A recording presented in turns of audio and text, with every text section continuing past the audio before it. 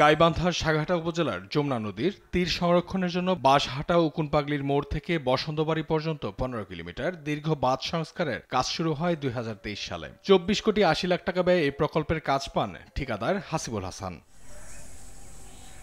স্থানীয়দের অভিযোগ, বাঁধ নির্মাণে মাটির পরিবর্তে বালু ব্যবহার করা হয়েছে। ফলে বাঁধের উপর দিয়ে ছোট বড় গর্ত ও ফাটল দেখা দিয়েছে। এই বাঁধের উপর দিয়ে প্রতিনিয়ত 10 গ্রামের মানুষ চলাচল করছে। স্থানীয়দের অভিযোগ, ঠিকাদার ও পানি উন্নয়ন বোর্ডের কর্মকর্তা কর্মচারীদের যোগ সাজেশে তড়িঘড়ি সংস্কার কাজ করে সরকারি অর্থ আত্মসাৎ করা হয়েছে। এতে জনমনে বাঁধের স্থায়িত্ব নিয়ে সন্দেহ তৈরি হয়েছে। পাশাপাশি বর্ষায় যমুনার প্রবল স্রোতে বাঁধ ভেঙে প্রাণহানি ও ফসলি জমির ব্যাপক ক্ষতির আশঙ্কা রয়েছে।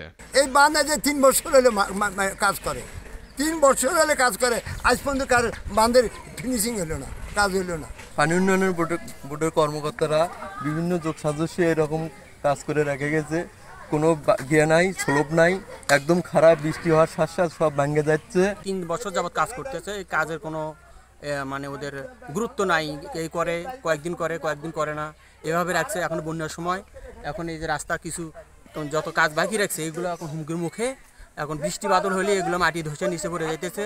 বাঁধের সংস্কার কাজ এখনো সম্পন্ন হয়নি, তবে যেসব জায়গায় সমস্যা দেখা দিয়েছে সেগুলো দ্রুত মেরামত করা হবে বলে জানান পানি উন্নয়ন বোর্ডের নির্বাহী প্রকৌশলী। আমরা এটা তাৎক্ষণিকভাবে আসলে মেরামতের উদ্যোগ নিয়েছি এবং ইতিমধ্যে এই কাজগুলো আসলে মেরামত করা হয়েছে এবং এই কাজগুলো চলমান আছে।